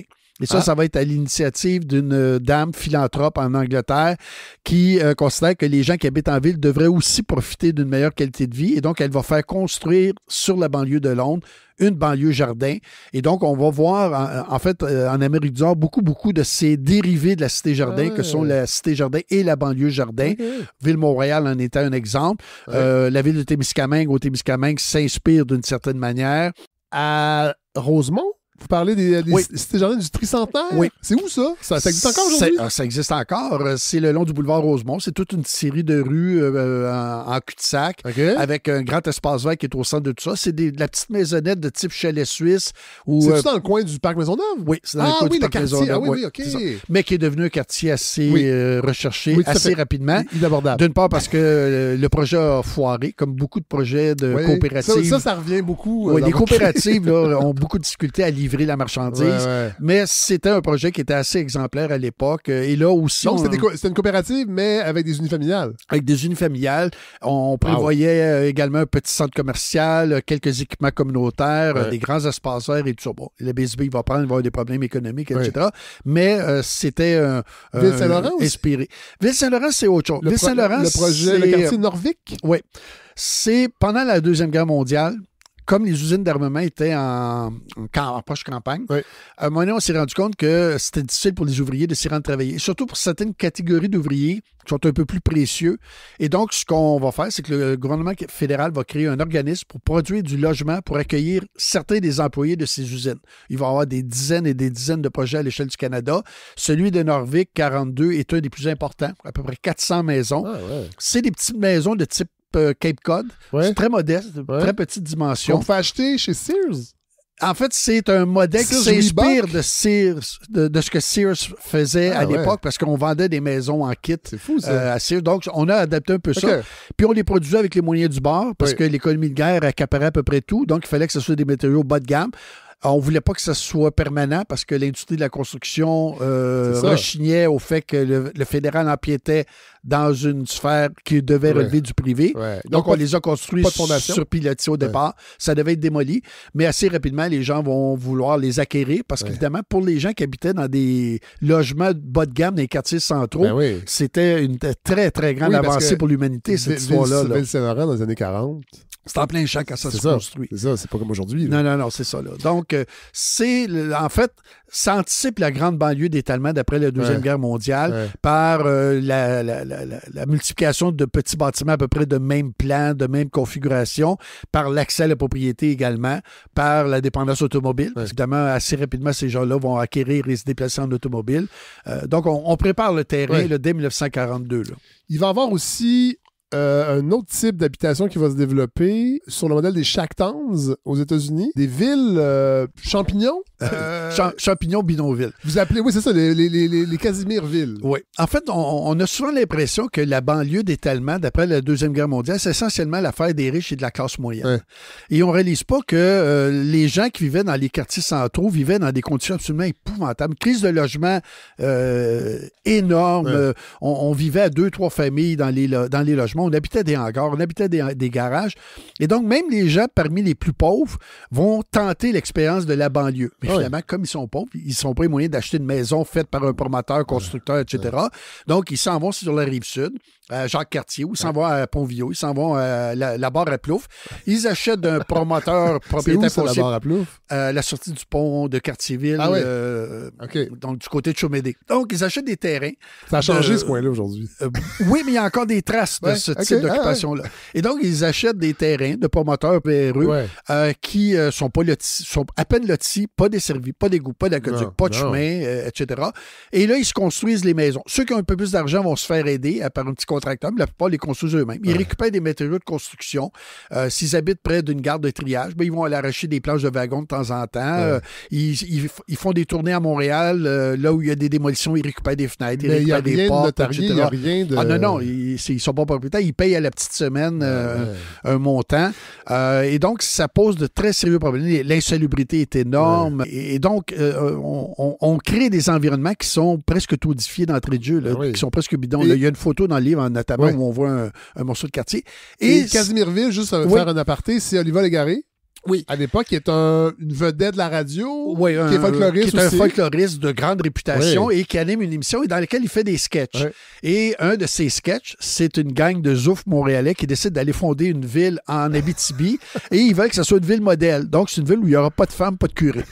Évidemment, tout va tout croche, il n'y a rien qui fonctionne et tout ça. Donc, on se bidonne à tour de bras. Ce qui fait que les gens qui habitent à proximité de nouveaux quartiers qui ressemblent à ça, ben, ils appellent ça les Casimirvilles. Donc, il y en a un peu partout partout, surtout dans la grande région de Montréal. Ben, Longueuil, en partie, Jacques-Cartier. Ville-Jacques-Cartier, qui était le gros Casimirville par excellence, mais il y en avait à La Salle, il y en avait à Beauviau, il y en avait à Vanier. Vanier. Il y a des gens qui ont vécu dans la misère, mais à l'écart du regard, parce que les institutions qui accompagnaient les populations les plus pauvres, ils n'étaient pas là au départ. Non, là. Le filet social n'existait pas. Cela dit, il était toléré. Parce que je fais une comparaison, c'est drôle, c'est un auditeur qui est en train de lire votre livre, Gérard Bodec, il me disait, c'est drôle, en tout cas la partie sur Casimirville, on a l'impression qu'à l'époque, c'était plus toléré qu'aujourd'hui, où les campements de gens qui ont pas d'habitation sont démantelés régulièrement et sont repoussés. En fait, on les voyait pas vraiment. Ouais. Le gouvernement voulait pas trop s'en mêler parce que le gouvernement permettait à certaines municipalités d'être créées sur cette base-là. Là, c'était absolument invraisemblable. Tétroville, c'est pas un peu ça? Ben, Tétroville, ça a été ça un peu aussi, effectivement, à un certain moment donné. Le tramway se rendait là. Oui, puis là, il y a un promoteur qui lotisse sa terre, puis il construit une église, il est en affaires. et donc, c'était un peu... ça a pris d'ailleurs à l'époque une série de reportages dans Le Devoir qui a dénoncé cette chose-là de manière très virulente. Il faut lire l'article sur Pont-Viau. C'est pas reluisant, c'est du vrai bidonville là, tel qu'on en voit dans les pays en développement. Là, on est dans les années 40? Des années 40. Dans l'entre-deux-guerres, ça commence à émerger à ce moment-là. Bon, la banlieue, on l'a effleuré. Elle se développe comment, en fait? Parce qu'on a l'impression que c'est la voiture. On crée des autoroutes et là, les gens... Mais j'imagine qu'il y a autre chose derrière ça. Ben, il y a des spéculateurs fonciers, donc, qui ont vu venir la chose assez rapidement. Il y a évidemment des organismes gouvernementaux. Il faut relancer la construction. Et une des ambitions à l'époque aux États-Unis et au Canada, ça commence à émerger dans l'entre-deux-guerres, mais ça se consolide après la Deuxième Guerre mondiale, c'est que l'industrie de la construction est une industrie totalement archaïque. On travaille encore à la main. Et donc, on veut industrialiser cette filière-là. Ce qu'il faut pour industrialiser, c'est des gros entrepreneurs, des grandes superficies de terrain, des municipalités capables de déployer rapidement des réseaux considérables. Ça ne marchera pas, mais c'est l'ambition. Et donc, la Société canadienne d'hypothèque et de logement va arriver. Et éventuellement, ça va être aussi toute la question du crédit hypothécaire. C'est-à-dire non seulement de donner accès au crédit hypothécaire en permettant aux banques de prêter, ce qui n'était pas le cas auparavant, mais en disant aussi aux banques, si les gens acceptent de payer un pourcentage supplémentaire lors de leur emprunt, nous garantissons l'emprunt. Donc, pour vous, il n'y a aucun risque. Ce qui fait qu'on prête de l'argent à profusion. Il faut se rappeler que pendant les 30 Glorieuses, 45-73, dans l'esprit des gens, puis dans les données qu'on observe aujourd'hui, chaque année était meilleure que l'année précédente, puis on pouvait anticiper que la prochaine va être meilleure que l'actuelle. Ça n'allait jamais arrêter. Donc, pourquoi se priver? On y allait à tour de bras, et donc, on a produit la banlieue comme ça. Fait que c'est une vue de l'esprit. C'est une vue de l'esprit, mais en plus, sans accompagnement. C'est-à-dire qu'il n'y a pas de cadre d'aménagement, encore moins au Québec. On n'a toujours pas de loi sur l'aménagement et l'urbanisme à l'époque. Les villes n'ont pas de plan d'urbanisme. Elles ont à peine des réglementations dans certains cas. Et donc, on s'épivarde dans toutes les directions. Puis quand ça va mal, parce que les municipalités... En fait, ce que les promoteurs font, ce qu'ils avaient déjà fait au fin 19e, début 20e siècle, c'est qu'ils achètent des terres. Ils demandent au gouvernement du Québec de créer une municipalité. Ils se servent de la municipalité pour viabiliser le territoire en implantant les réseaux d'égouts, d'aqueducs, d'éclairage. On part un hôtel de ville. Puis, en plus, à l'époque, c'était vrai aussi après la Deuxième Guerre mondiale, mais un peu moins, on fait venir des industries auxquelles on accorde des crédits de taxes. Donc, il n'y a pas de rentrée de fonds pour payer les investissements qu'on a faits. Donc, on fait faillite. Et là, le gouvernement du Québec dit à une ville-centre, vous récupérez ça. Et après la Deuxième Guerre, on laisse la chose se répéter à nouveau. Ça va donner des situations comme Laval. On va être obligé de fusionner parce que plusieurs des villes sont en très sérieuses difficultés financières. Sur la Rive-Sud, c'est exactement la même chose avec Ville-Jacques-Cartier. Et donc, c'est une production de la banlieue qui est très anarchique, qui est très bricolée, très improvisée, et avec un État qui est peu soucieux. Maurice Duplessis considérait que l'urbanisme, c'était... une affaire d'intellectuel. Oui, mais aussi quelque chose qui nous mettait sur la pente glissante du socialisme. Ah ouais. Ça, on n'est jamais loin du socialisme. Mais encore, en tout cas, non, je ne veux pas aller là. Bon, arrive la grande période de la rénovation urbaine. Est-ce qu'on peut l'appeler comme ça? Oui. Les années 60? En fait, ce que la guerre a fait en Europe, nous, on va la faire avec des bulldozers. Oui, c'est ça. Il faut moderniser les quartiers centraux. Il faut donner de la place à l'économie tertiaire.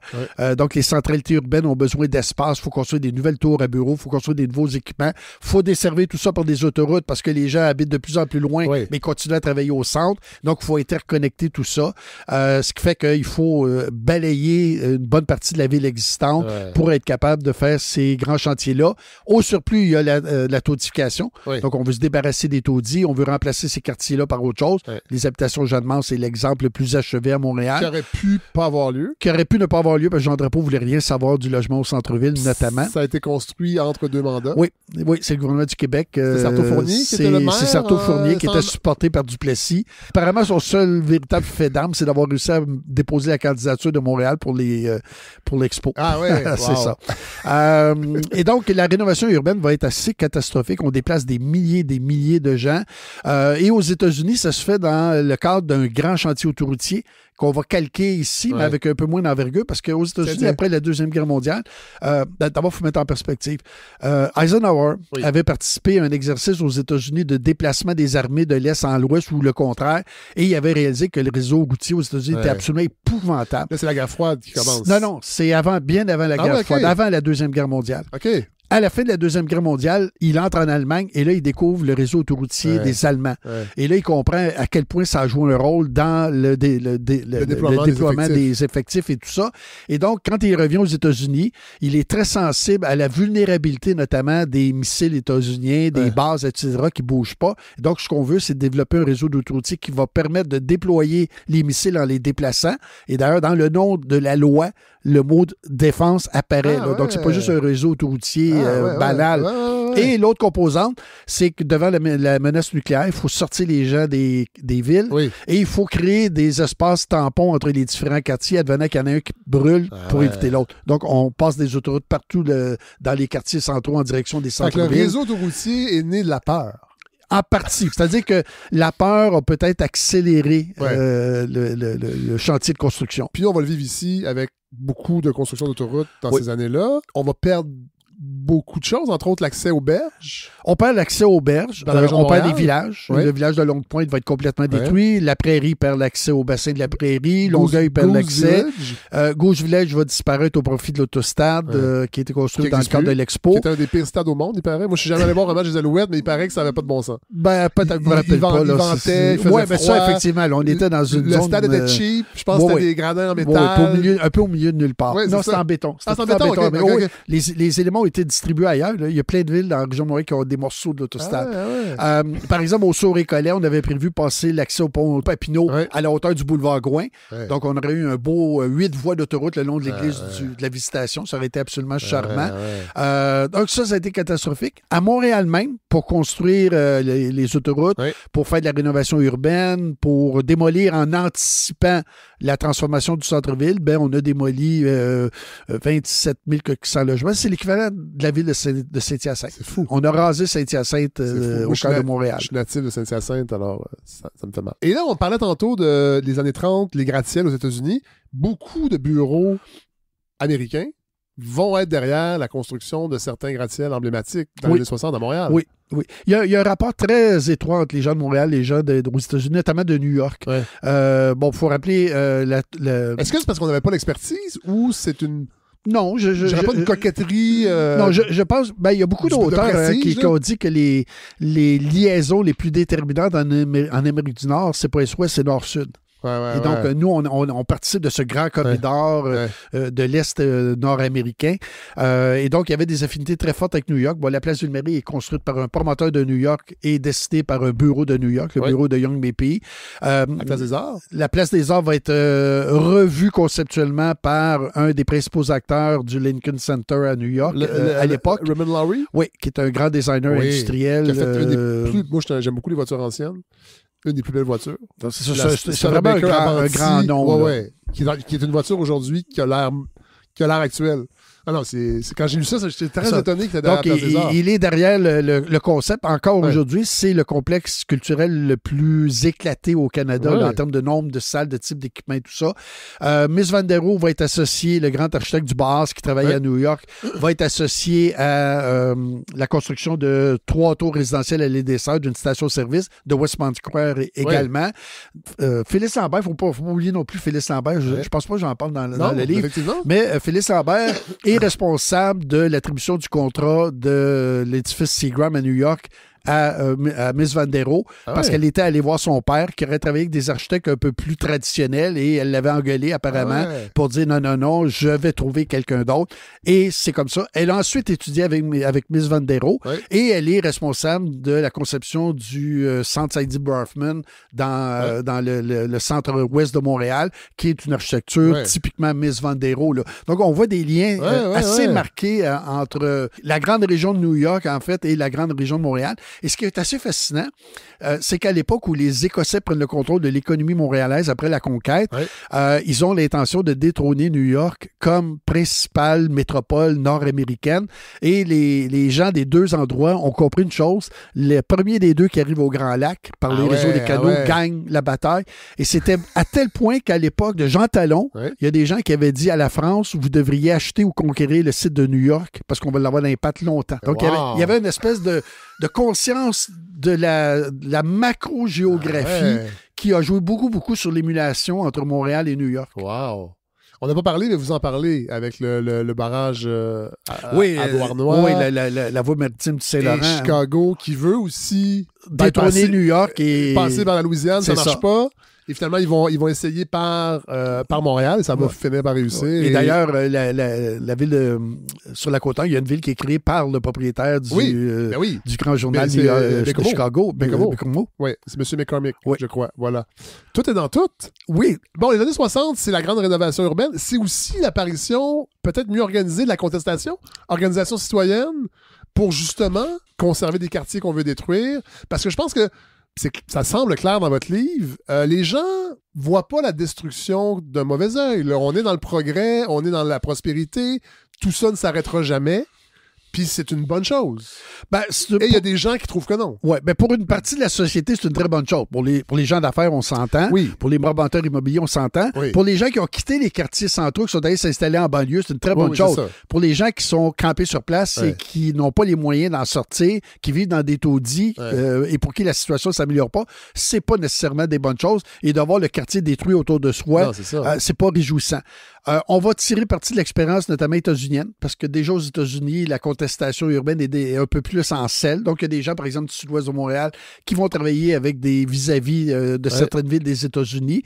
Il faut aussi mettre ça en contexte avec ce qui s'est passé dans le Bas-Saint-Laurent avec le Bureau d'aménagement de l'Est du Québec, qui était la formule où on prévoyait fermer plein de villages de l'arrière-pays et où des curés, notamment, comme dans le sud-ouest de Montréal, vont devenir un peu des animateurs de la contestation urbaine. Ça va beaucoup jouer dans le paysage, cette mobilisation citoyenne, et en particulier dans le cas de Montréal et Québec, face à des maires qui n'avaient aucune sensibilité pour la cause de ces gens-là. Non. Puis vous le rappelez, à Québec aussi, il y a eu énormément de destruction. On essaie toutes sortes d'affaires, la rue Saint-Joseph. Le Vieux-Québec, j'ignorais. En fait, je n'avais pas entendu parler, vous en parlez dans votre livre. La place Royale qui a été construite complètement de façon factice. Ah oui, c'est parce que le Vieux-Montréal et le Vieux-Québec, dans les années 60-70, est dévitalisé. Ils sont en très mauvais état. Le Vieux-Montréal, il reste à peu près plus de résidents. La seule fonction qui est encore assez costaude, c'est la fonction institutionnelle. Bon, l'église Notre-Dame, l'hôtel de ville, le palais de justice. Tout l'ouest du Vieux-Montréal, c'est des grands magasins entrepôts. L'activité a glissé, a déjà commencé à glisser dans l'est. Les effets de débordement vers les grands magasins entrepôts, qui étaient le point de transbordement entre le port et l'ouest du Canada, c'est disparu. Donc, les grands magasins entrepôts sont complètement vides. Tout ça se dégrade. La ville de Québec, la base ville, elle a eu les mêmes transformations dues au port de Québec. Donc, la place Royale avait été très lourdement transformée. Et là, c'était le rêve, évidemment, de recréer ce berceau de l'Amérique française, etc. On y est allé un peu allègrement. En fait, le gouvernement a acheté un ensemble de maisons et a traité ça comme une méga pièce d'architecture. Donc, il n'y avait plus d'usage, plus d'occupants. Et là, à ce moment-là, on a traité ça comme si c'était un seul gros bâtiment. On a tout démoli, ce qui ne correspondait pas à la date de référence. Tout ce qui était disparu, on a voulu le reconstruire. Ce qui existait encore, on a voulu le restaurer. Mais c'est des charpentes de béton. Les coûts étaient faramineux. C'est même pas la ville, c'est le ministère des Affaires culturelles. La ville avait été complètement tassée. Plus. Bon, le temps file. On va faire un saut dans le temps Et on va se rendre à la fin de votre livre. Parce que dans la dernière partie du chapitre 6 de votre livre, vous parlez d'un changement de paradigme avec des mots-clés comme décroissance, frugalité, sobriété territoriale. En fait, vous avez l'impression qu'il y a un réel changement de paradigme qui est en train de s'installer? Ben, on n'a pas le choix. Les bouleversements climatiques, le vieillissement de la population, notre rapport à l'automobile qui est de plus en plus insoutenable, les compagnies d'assurance qui vont s'en mêler avant longtemps. C'est déjà commencé, là, mais ils vont nous rappeler à l'ordre sérieusement, les compagnies d'assurance. Donc, il y a plein de choses qui vont nous forcer à changer notre rapport au territoire et à changer notre regard. Il y a des gens qui le font déjà. Il y a des gens qui ont déjà compris qu'il faut le faire. Il y en a d'autres qui résistent encore beaucoup. Et, mais la réalité va nous forcer. Là. On ne pourra pas continuer à faire comme si de rien n'était. Vous dites que ce paradigme-là, on a parlé tantôt du Grand Congrès de 1926, qui est dans le fond l'ancien paradigme. Qui va être bousculé complètement. Mais pas nécessairement rejeté complètement. Non, il y a des choses probablement qui sont encore valables. Il y a des enseignements qu'on peut encore en tirer. Parler du courant culturaliste versus le courant progressiste. Progressiste, oui. Ben ça, c'est François Chouet, une grande historienne de l'architecture et de l'urbanisme, qui a défini ces deux grands courants en disant, bon, pour les uns, on ne doit pas s'inscrire nécessairement en rupture avec le passé. Il peut y avoir une forme de continuité. Le passé peut nous enseigner des choses qui restent toujours valables. L'autre mouvement, c'est de dire non, il faut tourner la page, on est ailleurs et tout ça. Mais comme elle dit, on est porteur de ces deux grandes tendances-là, mais il y a des gens qui sont plus associés à un ou plus associés à l'autre. Bon, l'étalement urbain, vous en parlez dans ce chapitre-là parce que vous dites, bon, il y a le pendant ma cour, souvent les gens vont être bien ouverts à ce que les choses s'améliorent jusqu'à temps qu'ils se rendent compte que ça va être dans leur quartier. Vous rappelez aussi que la banlieue, c'est un affect, c'est quelque chose de profond, c'est une culture en fait. Puis on peut pas juste culpabiliser ces gens-là de dire « Ah ouais, tu t'en vas à Mirabel pour venir travailler à Montréal. » Puis on l'oublie, ça, c'est vrai? Ben complètement. Et c'est pour ça que, dans le fond, c'est comme avec la voiture. La condamnation de la voiture en culpabilisant les gens qui en ont une, ça marche pas. Là. Il serait temps qu'on le réalise. Il serait temps qu'on réalise que ces gens-là sont pas de mauvaise foi. Je le fais régulièrement en vélo. Oui. Quand je me fais couper. Mais vous avez raison. Des bonnes fois. Mais c'est ça, là. C'est-à-dire qu'il faut comprendre quels sont les éléments qui sous-tendent les choix que font les gens. Moi, quand j'entends les promoteurs du centre-ville réclamer 12 étages de plus sur les tours du centre-ville, y compris en dépassant Montréal, et qui me disent « Ouais, mais ça va lui permettre de lutter contre l'étalement urbain. » Je regrette. Mais le couple, là, avec un jeune enfant qui en attend un deuxième, qui pense à s'acheter une maison, puis qui n'a pas beaucoup de revenus, c'est fait pas partie du choix. Là. Je veux dire, le choix, c'est Sainte-Anne-des-Plaines, ou peut-être même un peu plus loin avec les conséquences qu'on va subir. Et donc ça, j'ai de la misère, et c'est comme toute la doxa là, de la densification. Où là aussi, là, tout refus de la densification, c'est nécessairement quelqu'un qui est pas dans ma cour, quelqu'un qui est égoïste, qui pense juste à lui, c'est un peu simple. Gérard Baudet, on est en pleine crise du logement, je pense qu'on peut le dire. Hein? Moi, ici, à la Balado, ça fait longtemps qu'on le dit, mais là, je pense même qu'il n'y a plus grand monde qui le nie, à part peut-être la ministre de l'Immobilier. Qu'est-ce qu'on peut faire? Ben, encore une fois, je vous mets en situation, là, vous êtes la Ville de Montréal, par exemple, vous donne la mission. Mais d'abord, ça ne peut pas se faire seulement à la Ville de Montréal. Parce que certaines initiatives, accompagnées de certaines contraintes, si ça se limite à Montréal. Oui, mais aussi qu'il ne faut pas non plus donner aux promoteurs le goût d'aller ailleurs parce que la contrainte est moins forte. Ça, c'est un premier problème. Il faut que tout le monde se parle. Il faut que tout le monde se parle. L'autre élément, c'est la question qu'on doit se poser, c'est est-ce qu'on veut la régler à court terme ou si on veut la régler de manière un peu plus définitive? Si c'est à court terme, il faut produire beaucoup de logements. Peu importe, là, on produit. Si c'est à mais là, visiblement, c'est pas possible, ça. Non, parce que l'industrie n'est pas capable, tout simplement. D'abord, les coûts sont exorbitants, la main-d'œuvre manque, etc. L'autre question, l'autre réponse qu'on doit donner, si c'est à moyen et à long terme, la seule alternative pour limiter le retour de crise de logement, parce qu'on le sait, là, depuis le 19e siècle, c'est régulier, il faut sortir une proportion importante du logement du marché. Il faut qu'on ait plus de logements sociaux, plus de cohabitation, plus de coop d'habitation, parce que c'est le seul type de logement qui n'est pas vulnérable, qui n'est pas coincé par les logiques de marché. Et là, pour l'instant, on a une quantité de logements dans ces créneaux-là qui est beaucoup trop limitée, et entre autres, parce que non seulement on a arrêté de financer la production de logements sociaux, mais on a arrêté de financer l'entretien des logements sociaux. Donc, on a arrêté d'en produire, puis on en a perdu à l'autre bout. Et puis là, il y a des gens qui disent, regardez, les logements sociaux qu'on a financés dans les années 70 sont en décrépitude, alors il n'y a plus d'argent à mettre là-dedans. Fait que ça éloigne les gens de ce mode-là de propriété. Puis François Legault l'a dit l'année passée, je crois, la coop d'habitation, c'est pas équitable pour les propriétaires qui ont des hypothèques. Mais le problème, c'est que François Legault regarde tout en fonction du portefeuille d'un individu. Ouais. La perspective sociale pour François Legault n'existe pas. Là. En fait, il y a du Thatcher chez François Legault. Oui, là. La société n'existe pas. Ça n'existe pas, la société. Donc, si c'est pas bon pour les individus, ben, c'est la même chose avec sa ministre de l'Habitation. Tout à fait. Qui dit un locataire qui sous-loue, son bail, en fait, il exproprie son propriétaire. Disons qu'on charrie un peu de ce point de vue-là. Mais c'est clair que le marché ne va pas régler la crise du logement.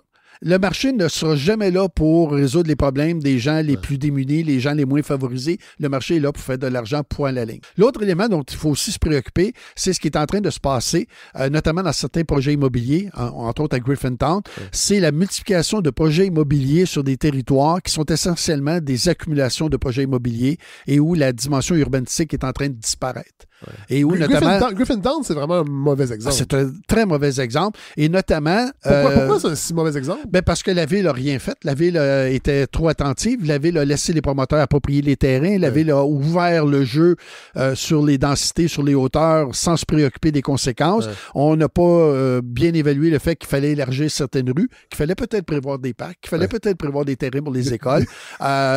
Donc, quand on rate ça, là, disons qu'on a raté le projet à peu près sur toute la ligne. Un projet urbain, c'est un projet urbain. C'est pas une multiplication de projets de promoteurs immobiliers. Puis l'autre élément, ce qu'il faut s'inquiéter, ça se produit notamment dans le registre des logements personnes âgées, retraités, jeunes retraités ou non, et beaucoup de projets immobiliers, c'est de tout internaliser les services. On tue l'urbanité des quartiers parce que tout le monde a tout sur place. Dans leur bâtiment. La coiffeuse, la piscine, le spa, la table de poule, etc. C'est pas comme ça qu'on crée de l'urbanité. C'est pas comme ça qu'on crée des services de proximité. Puis si vous allez à Anjou, où il y a une concentration de taux résidentiels considérable. Si vous allez à Rivière-des-Prairies, si vous allez à la sortie du pont Champlain à Brossard, entre la voie maritime et la vieille route, on a des beaux exemples de très forte densité, mais il n'y a aucune urbanité là-dedans. Il n'y a pas de service de proximité, aucun transport collectif. C'est pas comme ça qu'on construit la ville. Il faut que les municipalités soient en position de leadership. Puis malheureusement, au Québec, les villes assument très mal le leadership en matière de projets urbains. C'est la même chose avec les projets de transport. Quand on va en Europe, un projet de transport collectif comme le tramway, c'est une composante d'un projet urbain. C'est pas un projet de transport. Donc, des REM en Europe, ils n'en veulent pas. Tout simplement parce que c'est pas un projet urbain, c'est un projet d'infrastructure de transport, puis en plus des années 60. Ah ouais? Ben oui. Mais là, le temps, écoute, ça presque 1h30, on peut pas embarquer sur le REM, mais il va falloir que je vous réinvite, Gérard Baudet. Est-ce que vous allez écrire un livre sur le... En fait, on a publié à quelques-uns. On avait un petit groupe qui s'est opposé sérieusement au REM, et notamment, c'est tous des gens qui ont fait carrière en transport. À Québec, ils disent c'est des has-been, mais ils ont tous fait carrière en transport. Et on a publié dans la revue l'Action nationale, un cahier de 8 textes qui reprend plusieurs des dimensions du REM où on explique pourquoi c'est un très mauvais projet à tous égards. Je vais aller replonger là-dedans. C'est un numéro qui est paru le printemps dernier. Moi, vous savez, je suis équipé, là, je peux amener un petit micro. On pourrait peut-être se faire un trajet dans le REM pour parler de comment c'est peut-être pas un bon trajet. J'ai pas lu les textes encore.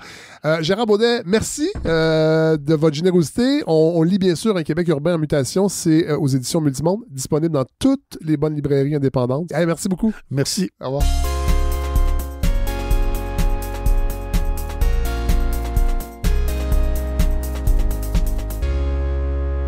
Alors voilà ce qui conclut ce 16e épisode de La Balado. On va pas le finir en musique cette fois-ci, mais plutôt, je vais revenir sur ce que Gérard Baudet a mentionné, la portion d'entrevue sur les bidonvilles qui sont apparus en périphérie de Montréal, entre autres à Ville-Jacques-Cartier, qui est devenu Longueuil par la suite, à Pont-Villot, il y en a eu dans d'autres villes aussi.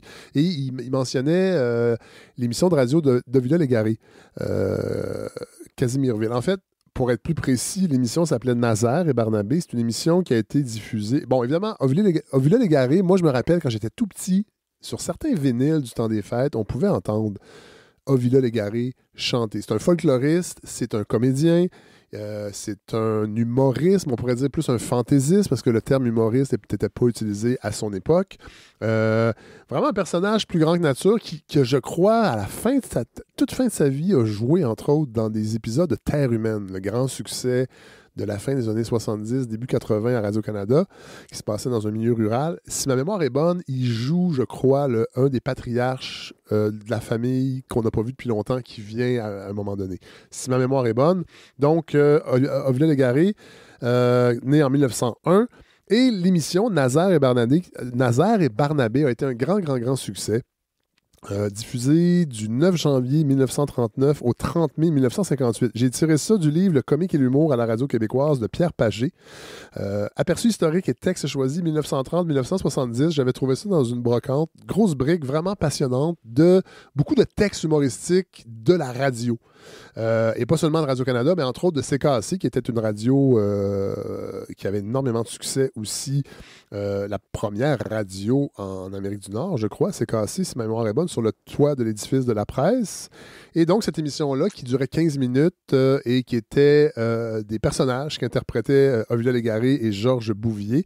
Et dans le fond, Nazaire et Barnabé vivaient à Casimirville, qui était une ville fictive de désœuvrés, d'exclus qui s'étaient rassemblés dans cette ville-là. Puis à l'époque, évidemment, c'est le retour à la Terre, c'est la colonisation, et Ovila Légaré et Georges Bouvier avaient décidé un peu de rire de ce phénomène-là et de mettre en scène des personnages, évidemment, dans une perspective humoristique, mais des personnages qui étaient un peu délaissés pour compte de ce grand mouvement de retour à la Terre et qui tentaient de s'organiser eux-mêmes dans une ville autogérée avant la lettre.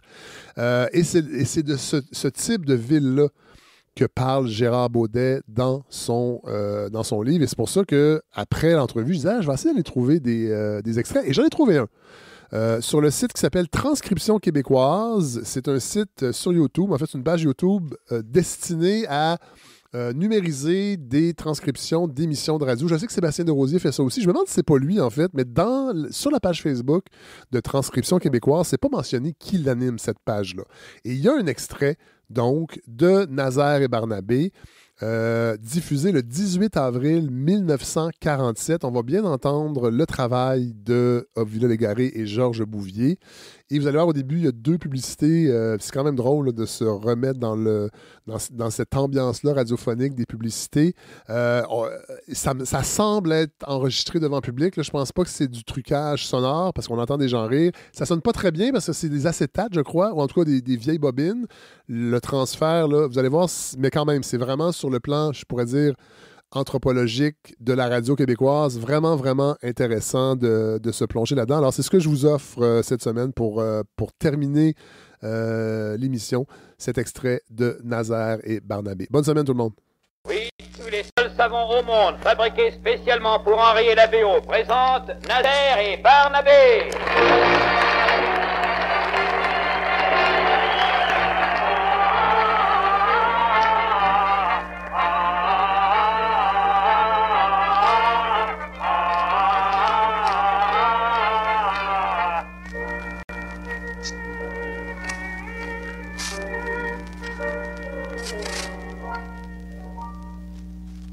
Attention, s'il vous plaît, voici une déclaration très claire.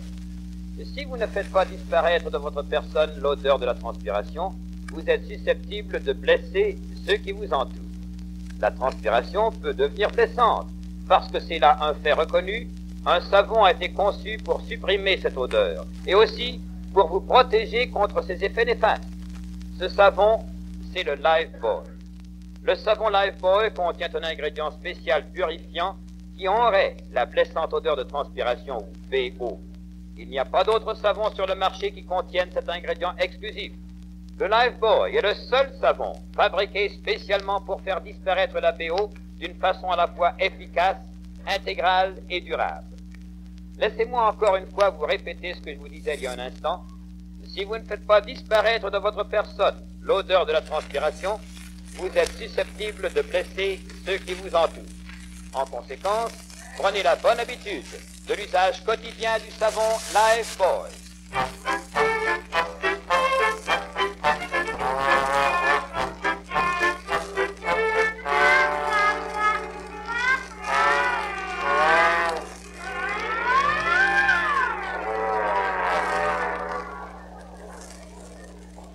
Il y a du nouveau à Casimirville. Oui, tous les citoyens ont décidé... Monsieur Beaulieu, Oui, Casimir. vous n'êtes pas un gars de Casimirville, vous? Non, mais... Bon, ben, il n'y a pas de nom, mais... Nous autres, on a décidé une affaire. Vous n'avez pas le droit d'annoncer, vous. Vous n'êtes Ah, pas un ben, gars de on Casimirville. On vient de décider que rien d'en dehors de Casimirville nous servira de ça. On va se suffire à nous autres mêmes, sobre en tout. On va fournir notre habillement, notre logement, notre mangement, notre boissonnement, tout. Faut que tout soit pure laine de Casimirville. Puis là, je me prépare à l'annoncer à la radio. Arrive, Pops. OK, Charles, m'ouvrir le micro. Avant de... Ouais, arrête un peu, là, avant de l'ouvrir, là, arrête un peu, là. On est pas correct, là, nous autres. Comment ça? Ben oui, le micro puis toute la bastringue, là. Ben oui. Pas fait par ici, ça. Marqué SCAC. Oui. C'est contre nos principes, ça. Non, non. Ben oui, mais arrête un peu. Comment c'est qu'on va faire pour le Ah, broadcaster? on n'a pas le droit parce qu'on sait toutes les affaires de Casimirville. On va se poser servir avec quelqu'un. C'est bien facile, Pops, tiens. On jette tout ça noir pour le châssis. Ah oui, mais... Et puis on va monter sur la couverture et on va lui parler. Viens, Pops. Oui, mais Flampin, comment c'est que tu vas faire pour te faire entendre de tout le monde? Laisse faire, arrive. Viens, la peine de crier plus fort, c'est tout, ils vont nous écouter. Bon, ben viens, monte. Oui, oui, monte, monte. Mais cette échelle-là, là, est-elle faite par ici? Ben, je le sais pas, mais on va l'essayer. Regarde donc.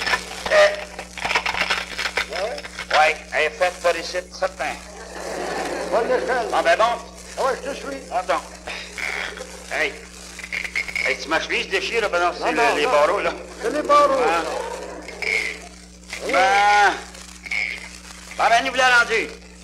Ah, tu vas voir.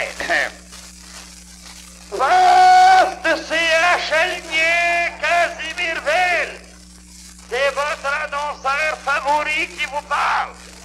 Avis à tout le monde. Ceux de Saint-Édredon, puis de Saint-Confortable pareil. Casimirville n'aura plus besoin de rien d'en haut.